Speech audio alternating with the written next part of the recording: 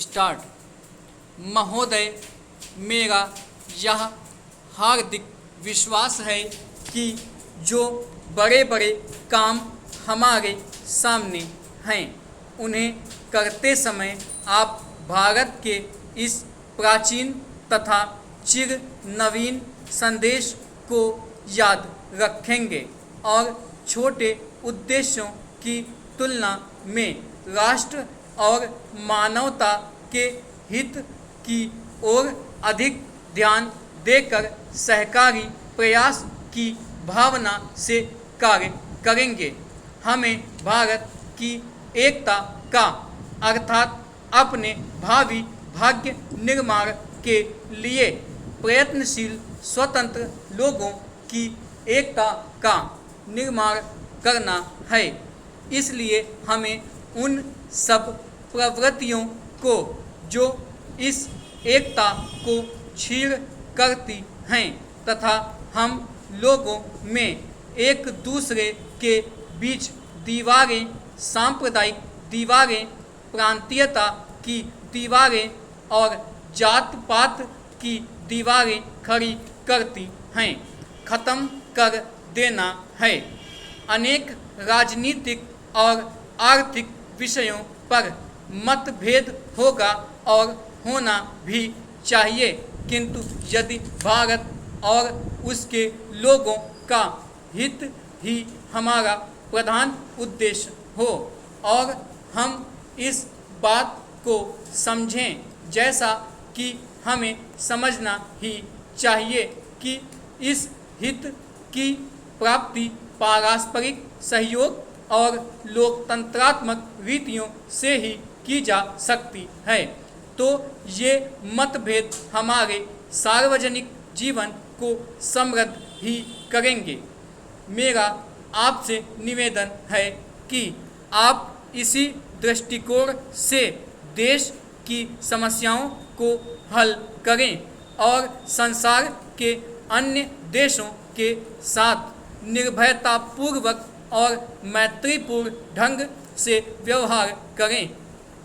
आज सारा संसार किसी आने वाली विपत्ति के भय से भयभीत है।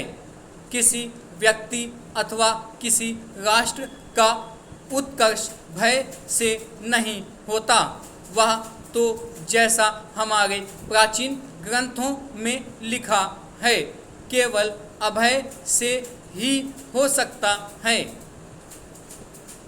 हमने संसार के सभी देशों के साथ बराबर मैत्री की नीति बरती है और यद्यपि कभी कभी इसके बारे में भ्रांति हुई तो भी इस नीति को दूसरे लोग अधिकाधिक समझने लग गए हैं और इसका परिणाम भी अच्छा हुआ।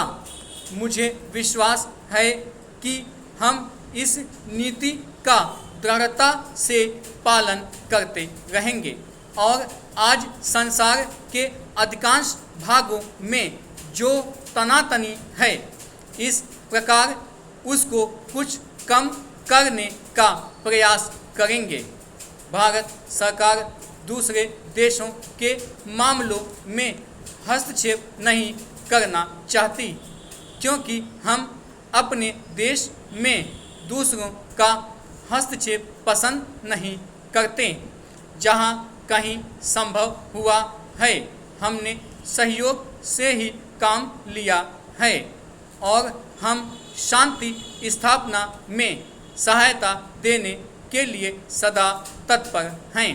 हम अपनी सहायता का भार किसी पर लादना नहीं चाहते, किंतु हम इस बात को समझते हैं कि आज के संसार में कोई भी देश बिल्कुल अलग होकर नहीं रह सकता और यह अनिवार्य भी है कि अंतर्राष्ट्रीय सहयोग बढ़ता रहे ताकि सुदूर भविष्य में मानव जाति की उन्नति के लिए संसार के सारे राष्ट्र महान सहकारी प्रयास में सम्मिलित हो जाएं।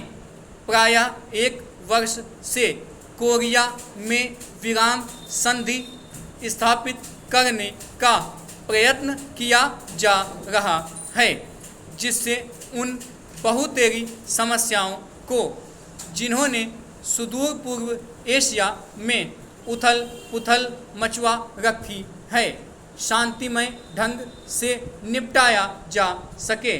मैंने कई बार यह आशा प्रकट की है कि ये प्रयत्न सफल होंगे।